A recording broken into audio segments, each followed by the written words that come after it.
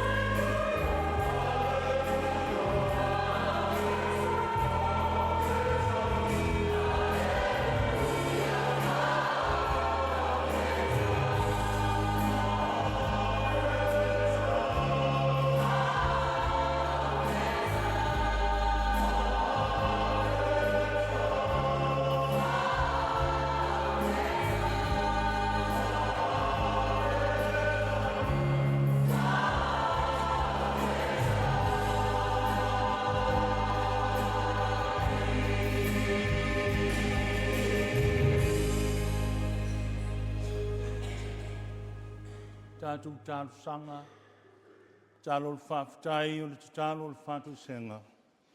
Moli atu nisi o tātou manao i le atua, le a Sauniga e le sunga i a Henry le afa, tātou Talosaga.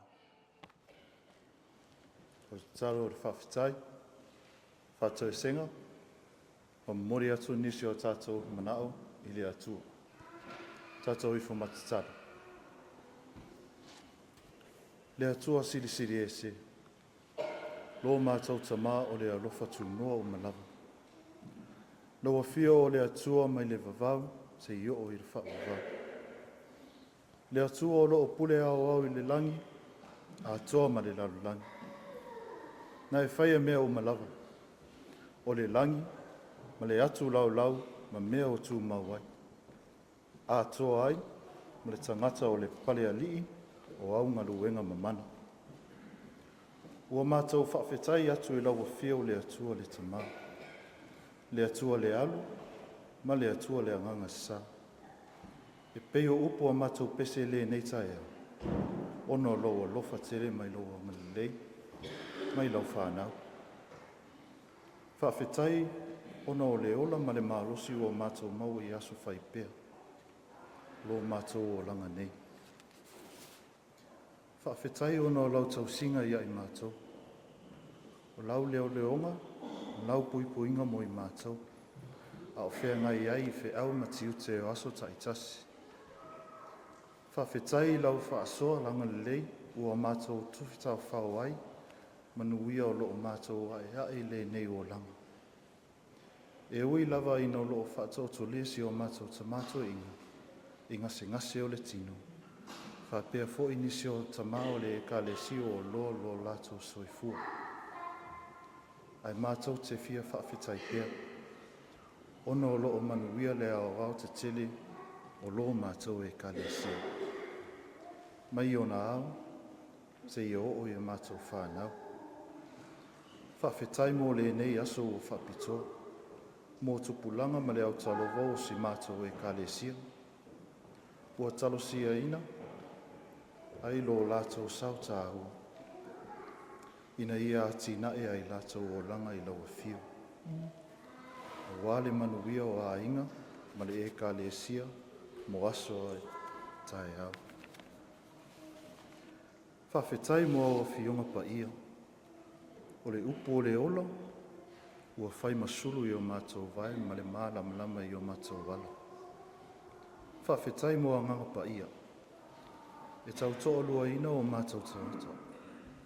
E maua ai le fisosoani, e te te atu ia sa tani mauna whao sosonga. A o le whawhetai siri lo mātou tamai. Ono Iesu ke riso lo alu pele e toa tasi. Na Saunia le tongi ola ina ia whaola ina, i mātou tangata ngasala. Ma ua whaavanoa ina ai, le manuia tū ngau mo lau whanau. Pea whai mātou te sala moa i o mātou se seanga sala. Ma wha atua i lau luma, ma lau soi fua mai, manu mālō, mai le oti, ma le tū mamau. Ia tū mau pea le vi inga ma le wha ane tanga i lau a fio, se i o i le whaavavau lava. I tamā lo whai, lau a fio o le wha maa ngalo i se maa ngasala tangata uma. Ua mātou atu i o luma, ma tau tino atu. Oi mātou o whanau o le fotu o le anga sesei. Ua mātou anga sala ma sesei o luma ono o mātou winga vangata. Ma o ese, mai lau a fio, ono o tuina naunga o mātou tangata. Ma manao leanga o mātou lotu. Tamā ai, se i e talia mai al mātou i fonga. Ma la mātou whātou e senga i o luma. Whamangalo mai o mātou se ma leanga o manawa. I le toto tā ua Iesu ke riso na malingi i lunga o le sātau. Mo le whaola ina o langa o lalu langi anga sala. Ma ia langona ai, le loto o sala mō whaamaoni. Ma fo i atu i le mafutanga mawhanawhana mo laua whio. Ono losu wafa Iesu. Ua mātou Faitoto'a atua. le tamā whaafafonga ta tā loi. Whaamanuia mai nā mātou sauniga nei. Ia mātou langona ina le pai mai o lau whio anganga paia i o mātou lotu. Ina ia mātou vivi matapua i atu iai, na ua whio i le anganga ma le whaamao ni lava. Manuia le nei sauniga whapito mo tupulanga uma o le kalesia. Ia mātou ola ia ke riso i to tonu a inga, ngaluenga, ai maise o lau e kalesia. Whaamanuia ia i lātou o wala au ina lātou, te tai na mātou o Aotearoa. Ina iai lau whaunga i o lātou lunga, e whaatino ai lo lātou wala au ina, e pei ona tōwhia ai lātou. Ua mātou ta talo masi i atu, lau a whio, e Manatu ai lo mātou ta mātou ina, au whata oto lia i maoto ngase ona o le ato'otoga o le mālosi. Whaamālō ia te ia mai ona tīngā ma mawhitianga. Ma ia lango maluina ona tīngā, Ewa au whaamālō. Whaamālō fo'i mātua u loa o lātou soifu. Ao iai to tonu o maota tangata matutua, ma to tonu o lawa ma maota o ainga. Manuia le kalesia, mai ona au, se i o lava i o mātou whānau. O matawhare uma o la mātou e kalesia i iai lo manuia, i to tonu o na pā maona maota. Whaamanuia i o mātou ainga o i tū o le nei lalulang. Whaapea masi o mātou atu nuu pele o Samoa. Manuia leo sua i Liuteine-Fruean o le nei vai asu. Whaapea a onga le whanau. Ia iai lo file e mua ma lau puipuinga i o mātou lunga. Ia tapua a oina e lo wanganga lavasinga le a whenga iai i mātou. E manuia ai ma saunga le mua o mātou whiau ma tiute o le vai aso a savalia. Alu mamana lau tala le lei mo le nei aso Paia o lau a whio. A mātou whaalongolongo fo'i lau fetalai mai. He ala i lau upu folofolo. O le a mānawaina le lau au auna. Ia mātou manino i lau fina ngalo whaasoa mai. E maua ai ia o aonga tāua. E tai ina ai lo mātou wola whaale whaatuatua. Ao mātou iai le nei lau langi le tū mau. O a mātou tatalo ia le tamai. Whaatasi matatalo o i o mātou loto, ua ofo ina atu ina whaia pēr lo fina ngalo. Ai o lava o na mātou whaatau a nau ina. E lo suafi Jesu, e ala ai le mātou tatalo. O le nā o au e mātou le tatalo. Lo mātou tatalo.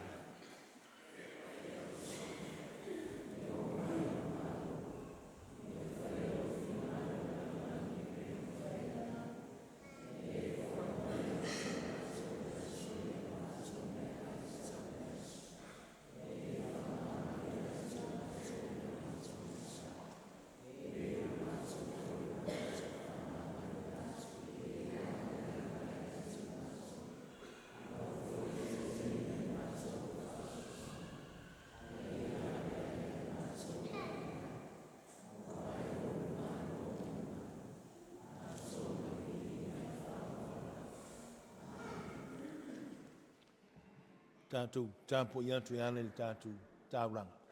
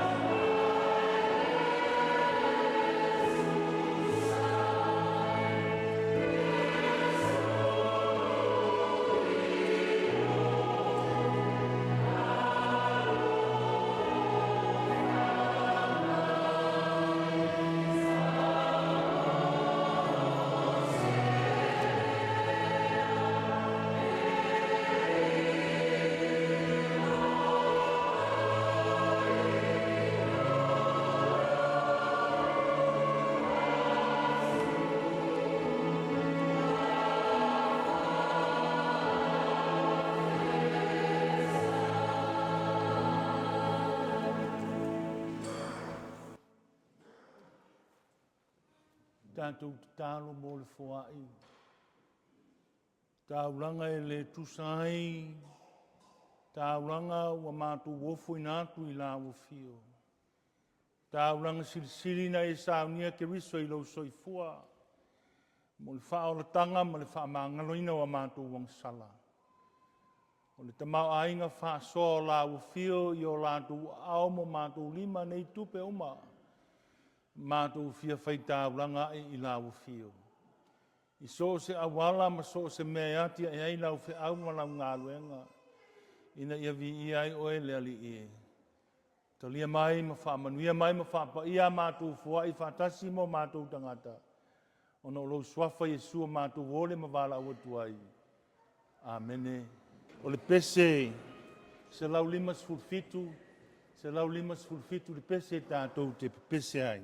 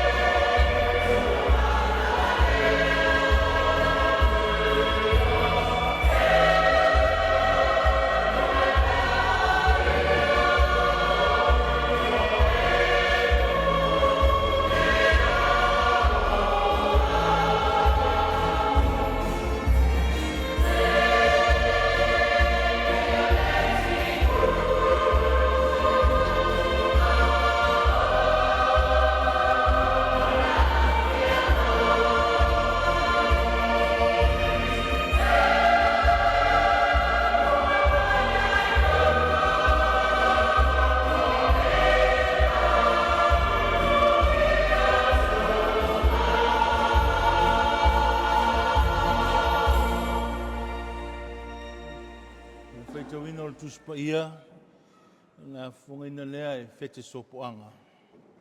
O le Faitauina, o le Paia la tua. Tusi fifilia mo le nei aso, ua maua mai lea i le evangelia mātaio, a tā Uelima, ua e Laumua, se ia whangata mai le whai spulu mane lua. Evangelia mātaio, ma tā Uelima, ua e Laumua, se ia whangata mai le whai spulu mane lua. Tātou Faitau Faitau ai. Whaafunga maia i le Faitauina o le Paia i Matua. Ua sila atu ia i le moto tangata o na maliwa e mea o ia i le maua. Ua nofo ai i lalo o na o mai ai lea o na so ia te ia.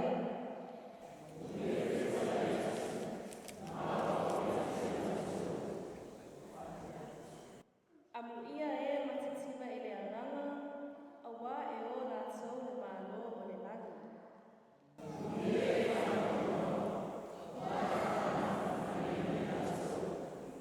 Amu ia e amalu, a wā e whai no lātou tofi le nuu.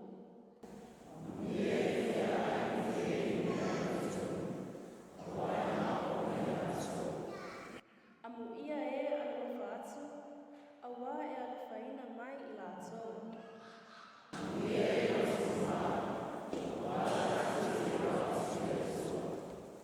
Amu ia e whaatukuina le file mu, a wā e taua i lātou o atali i le atua.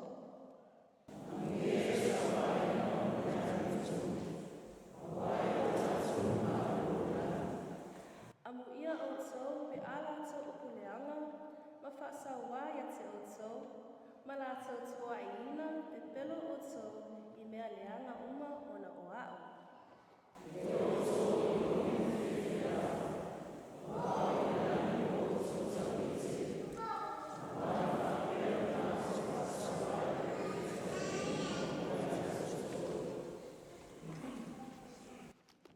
Ia whaamalia mai le atua, ia Faitauina o na nāwhia Paia, ma ia tu mautu pēra na lava pi inga, nei se ia o i le whaakavau lava. Amen. Te Mālō Autu i le au mautofi a le Autalavou, whaamomole se i su mai lumanei. Kristene, teitai, su teitai, se i su mai lumanei le au mautofi a le Autalavou, whaamomole.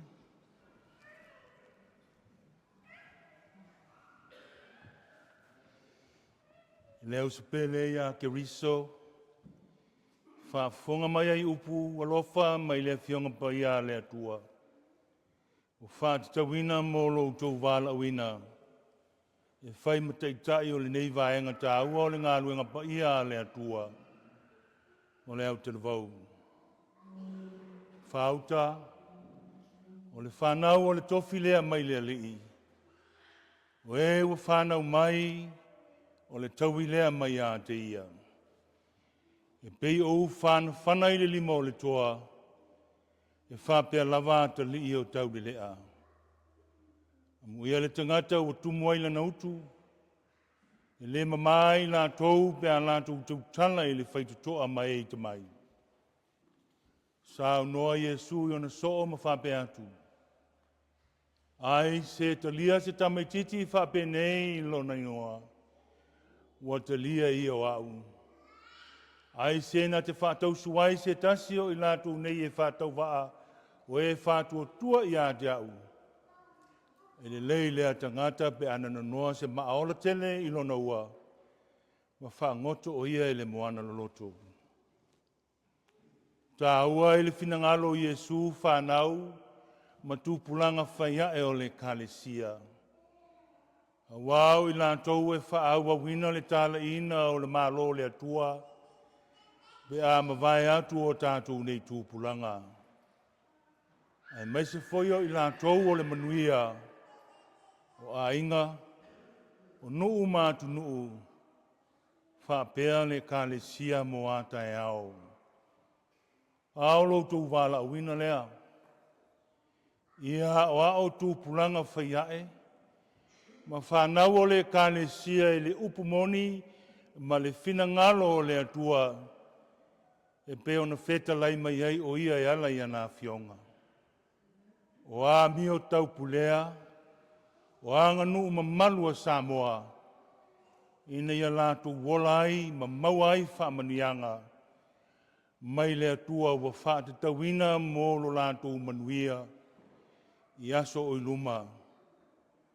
O le tatalo whai whaatasi au tātou mātua, ta mātou ina ma le tina, e mese o le nei e kālesia, ia manuia lo tautu lai mai, ma ia whapenao na whaonga ina lo tau soifua, e tai ai whanau, o le oloa tāua ma mea lofa le atua, o fua ina mai e le atua, ma ia whaamanuia le atua i lo tau wala awina. E whai ai lo lima whātau waa, e whai ma ao le nei e kālesia, e whātā lofa atua i ma whaamanuia i lo tau wala awina, ma ia whaamanuia tele le atua, mō lo tau tūlai mai.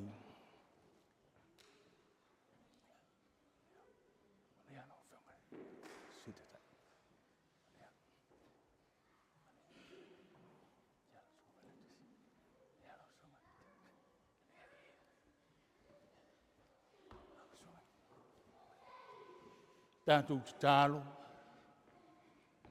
Ao le manuia ma le file mua la ua fio le atua le tamā, le atua le alo ma le atua le angang sā. Ia iai pe lea i au tau lunga, ina ia wha ato toa ina ai lo tau whātau waa, i mea lofa ua foa ina mai e le atua. E tai ai le whanau mo lo lātou manuia, i le suafo le tamā, le alo ma le angang sā. Amene. Whawhitai. Tātou te tālo. Mālie la wa fia upo lo ngutu ma mawhauwhonga o lo Lotu. Le li iero mātou papa ma le na te tongi o laina i mātou. Mātou te tālo ina ia. Nga lue mai lo wangang. Ina ia te tālala mātou whalongo. Ma ia manino foi. La mātou Faitau a o whaasoaina lo finangalo. So soani lo wanganga, ina ia wha ato o toaina, se upu a o se mawhauwhaunga o le whiau o le tala le lei. Ina ia mawhai au na tāoso la mātou malanga ma la mātou savalinga. A o mātou iai le nei o langa e le tu mau. O le launga i le suafa mamalu o le atua le tamā, le atua le alo ma le atua le ngang sā. Amene. Fia whaonga ina se vaenga muli muli o le whaiupu e mua mua. Se ia o le whaiupu e lima o le Tusi a mātai o mta upu e lima sa tātou whaitawina le nei tai au e whaimamatua. No mai leo na soo ia te ia, o Fete la iatu mā'o ia te ilantou. Amu ia e mātutiva i le anganga. A wai o lātou le mālō le langi. Amu ia e whanoa noa.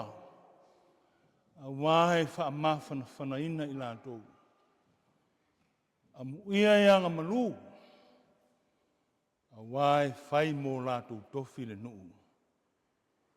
O le autu o mawhauwhaunga whale anganga. E tusa ma le whaasinonga le tusi Faitau waso mo i tātou le nei aso. Whaailoa ina o le mālō fefulisa'i. Introducing the upside down kingdom.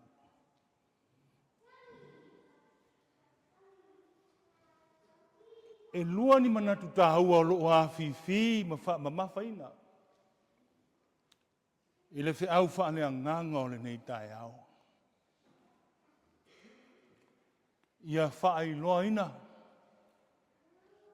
ma le mālō fefulisa'i. O manatu e te tau na whaamahio io. Ma whaamalama le nei le Aotearoa o manatu ia. A wāolo o mamoli mai ai le autu whaale anganga o le nei tai au.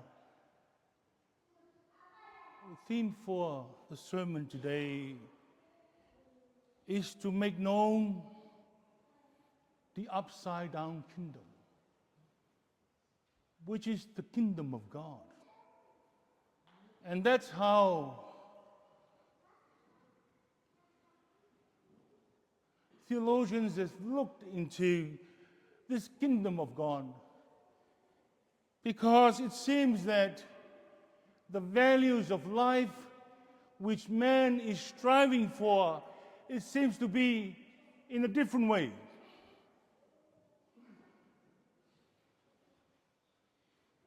God has put emphasis on the poor, on the vulnerable people. The kingdom of God has always come and uplift those who are poor and those who are inflicted. So the message this morning is trying to look into why Jesus came and his life was committed to make known this kingdom of God, which is the kingdom that we are striving for while we are here on earth. A manino la tātou whaai i le autu i le nei tae au. O na whaingo whia leo na tātou malamalama i le whiau whalea nganga o le nei asa. O le whai loa ina o le. Ia tātou mafu whau iai. Le atua ua liu tino tangata i a Yesu, malona whio mai le lalolangi. O le whiau lea mani ngā ruenga wha Miliona. Nā lai o nā whio mai Yesu le nei lalolangi. Se i whai no atu i tangata. Se i fola matalai malaunga ina le mālō le atua. I le motu o tangata ai mese o le lalolangi atoa. To make known the kingdom of God to the people. O le whiau le nā whio mai ai Yesu le lalolangi. Se i tau atu ma whae loa i tangata le mālō le atua. Le mālō lewa ta pisa ai tangata. Whai mai wa iai le mālō le atua. Nona lua. O le mālō fefulisa'i. O le mālō ai. O le mālō le atua. O le upu tāua le fia wha mama Faitotonu ole. O le upu le fefulisa'i. O le fuli. E ala ona fuli se mea. O le fia i loa po le ale mea le tanu mai hano. Whapena umane tūlanga o le iai Israel. Awa le upu moni wa lema ona whao le mālō le atua. Talu na whatawhea i nā tau i Papelonia. E Manatu o le maru Yerusalema. E iai le talitonunga o le tangata e Peru. O lai e whio ai le atua. Pei taina o saune puka nesa mana au whamaina solo i lalo. Lei se mea na tutoe. O tangata Papelonia ma ave mea sai tu tonu o le maru. O lona winga o. Malaysia tua. O lona winga wa whao le manu ma le mālō le atua. Le Faitoto'a e taulanga langa nei le mālō le atua. Ina ua langa Ioane le papatiso le teu wala. Ina salamoia. Awa ua lata mai le mālō le atua. Le mālō la na. Le mālō wa lewa na whao, ai fuli ai. Ese le wha mua. Ese le wha tāua le atua. Wa whio mai Yesu e tau atu. Le mālō fefulisa'i le na. Le mālō wa tu whawhengai lana whātāua ma lana whāmuamua. Ma mea o le tau sini o iai, ma na nau iai mālō le ngalolangi. Nā sau wa ai le mālō Samoa. Nā sa tātou wa ai le tātou mālō. Nā le tu ai ngā whao, lai whao ai lo tātou mālō. Le mālō e whelangia i o le mālō e whaavai i le atua.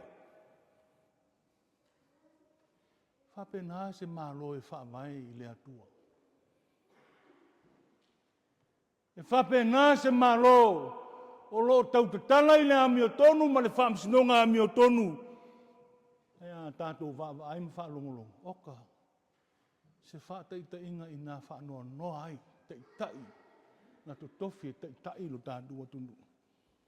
E se senga ma le mālō Papelonia. Ao na tutoa mai le ao mālosi o le atua. Ona wa se ese le whaavai o mālō na whauai.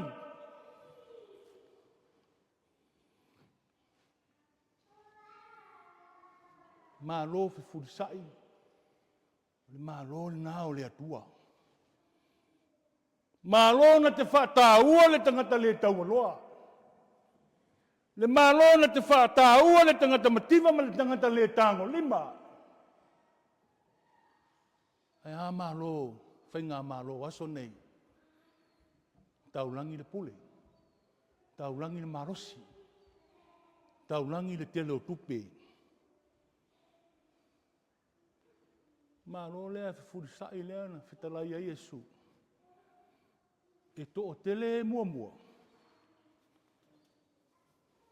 E a vea ma muli muli.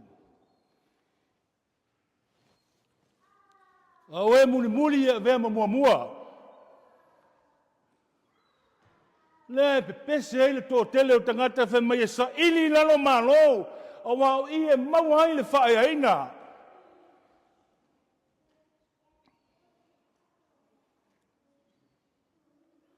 Tala inga ia o le mālō lea. O le tangata whaamau anunga. E ui na whaamau lalo ina. A le tangata loto mau lalo e o ina whae ina ma whaamau tie lona tūranga. O le winga na o le mea o le fefulisa'i o le mālō e fefulisa'i.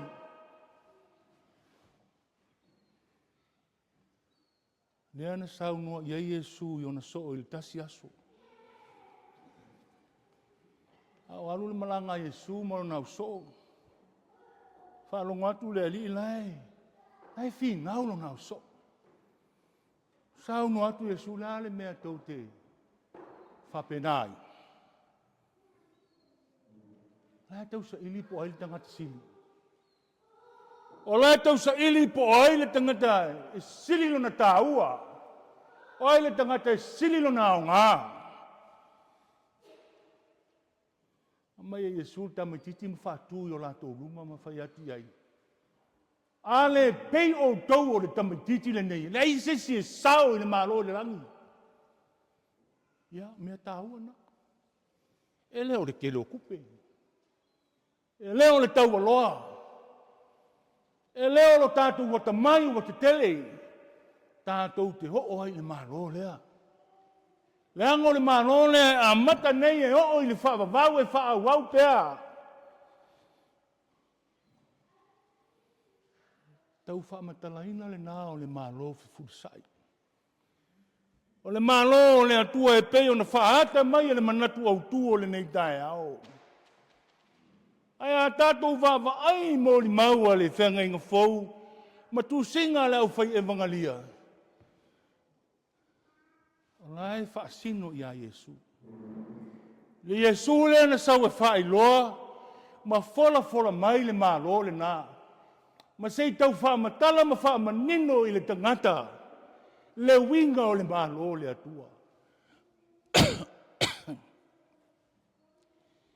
La unga Iesu lunga le maunga. La e whaamawina i le mātai o le mataupe lima se i o le mataupe fitu.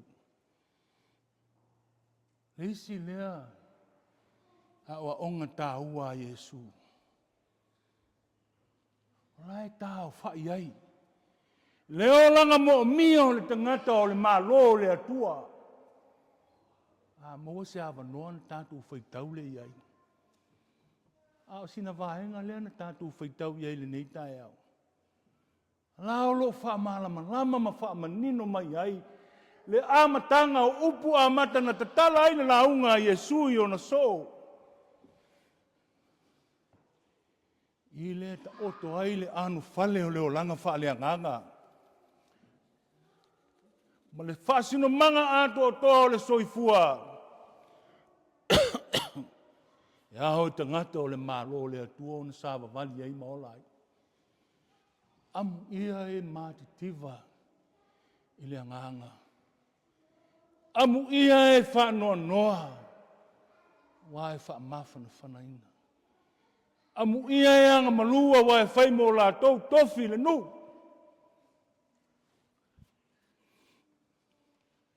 Le upu amu ia. O le upu e whanau mai le upu e leni e tau le makarios. Ia po le upu e peru e tau le paruk. Ia, tātou te lepa pole tele i nā upu. Wa e se nanga ngana. A o le whauinga ina o le upu lea o manuia whaawau o le atua. Ia fia i whaamanuianga mai le atua e whaawau e o i le whaavavau.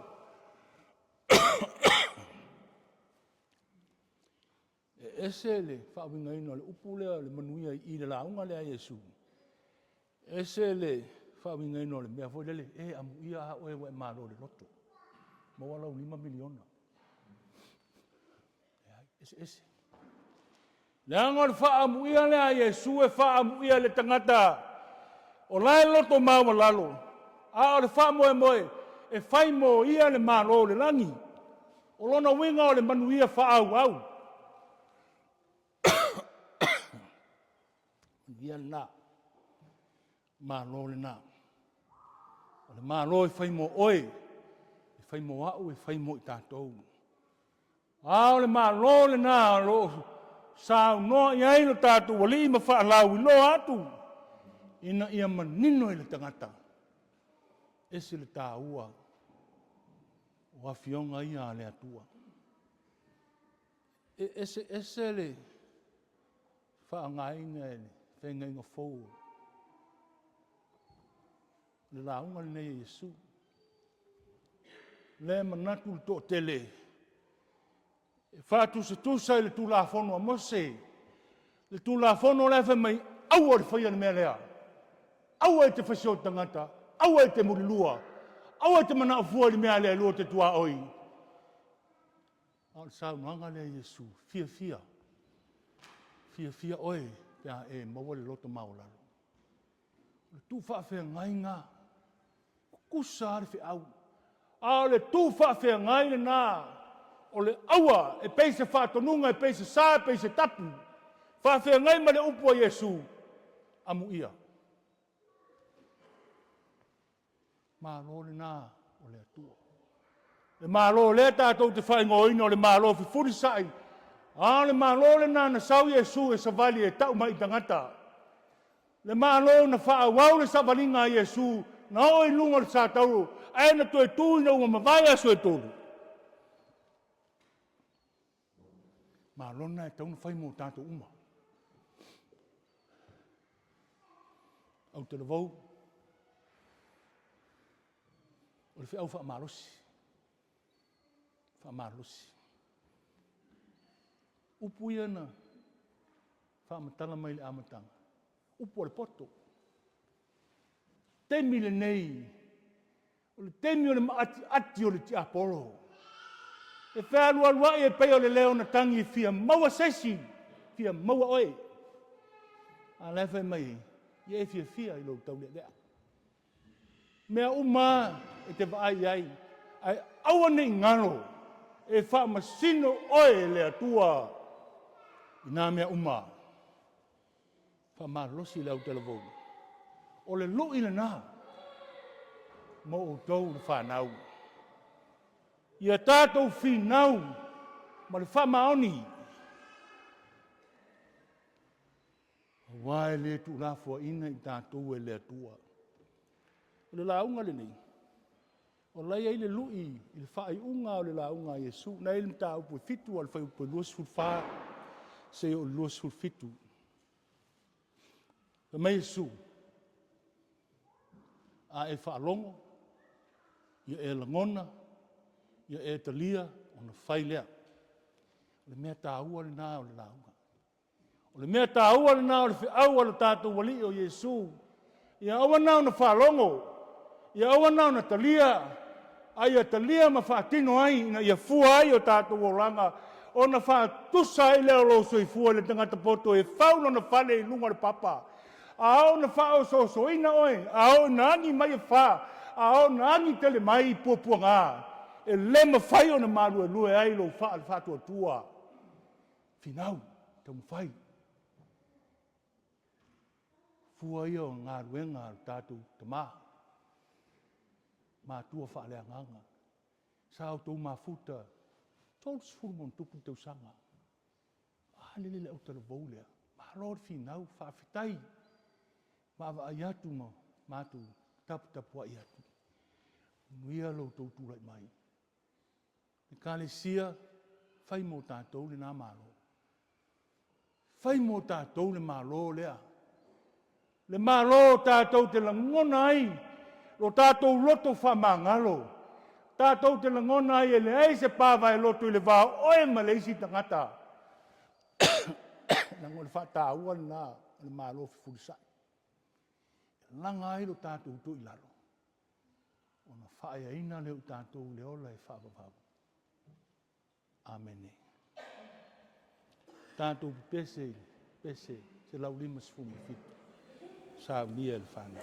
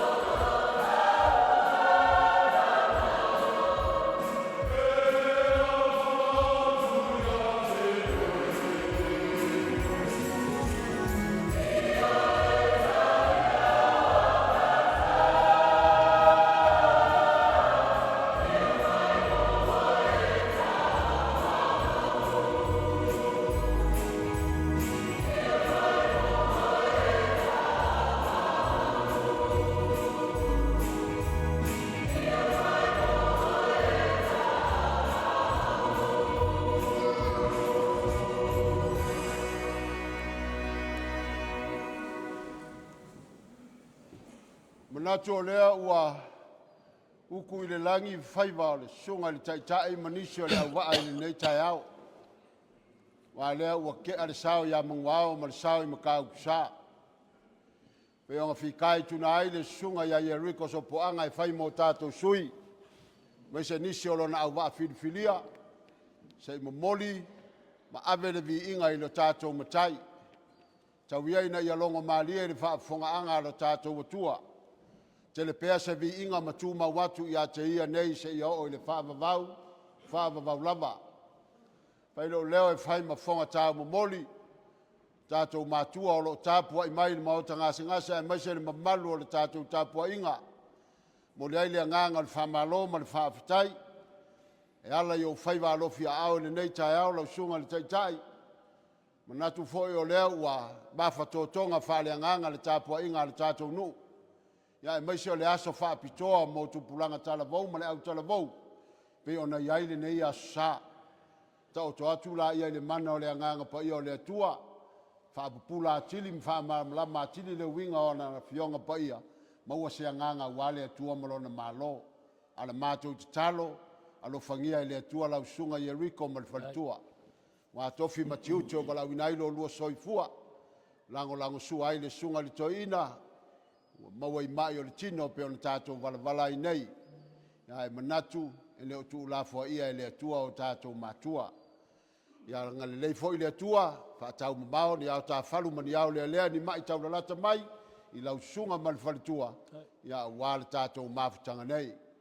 Whailo leo e whai mawhonga tāu mamoli o le tātou teitai. Whaatalofa atua i le Paia maulunga le tāpua inga. Nisi fo tātou usoa mālō mo whai ona. Tātou whai tāpua inga whaatasi. Ia mālō le soifua maua ma le langi e mama. O afu o fuanga o mafu aine nei tai au anga le leipea le atua. Staimi o le ato e tali watu i a inga o lo nopia iai. Tai pea lo tō soifua i au alofa o le tātou matai. Ta alofa i a inga lotu uma le tātou au lotu. Mai lava i maunga tele se i lava se pito la i tito le tātou au lotu nei. Mālō le malanga manuia, mālō le Faitoto'a. Whaafitai tele tautua i le atua manon finangalo. E ala i ngaluenga whaatino le nava i aso wa tuanai. Whaafitai mo le tātou tāpua inga le nei tai au. Mo le foi le whamālō i le whanau Autalavou. Ia mo teitai ino le tātou Sauniga e ala i pese le nei tai au. Whamalia le atua i a te utou. Nau sauno atu ia whonga le kālesia tātou wawe i tei. Ia mo se i whamāmalu tātou pisa o le no whanga lea. Mana mea le file mū. A wal pisa o lo iaia. Nei ngase o lo whata autolia ai. Manatu ai, whai ana tātou wofi uma pe a tātou wo. Fia foisio tātou tamā pe a sila mai. O tātou atu, ia manuia tele le tātou nuu ma le kālesia. Manuia foi uso a mālō o lau sunga i le whai launga o le talalei. Tātou whai tāpua inga le nei aso. Ia manuia tele nei aso mo na fuafuanga ma whiau le asavalia. Tātou whai u le tatalo tu mamaia i o mātou lunga uma. Le manuia ma le file mua la o fio le atua le tamale alo ma le angang sa nei se o i le whaavavau e whaavavau lava. Amen.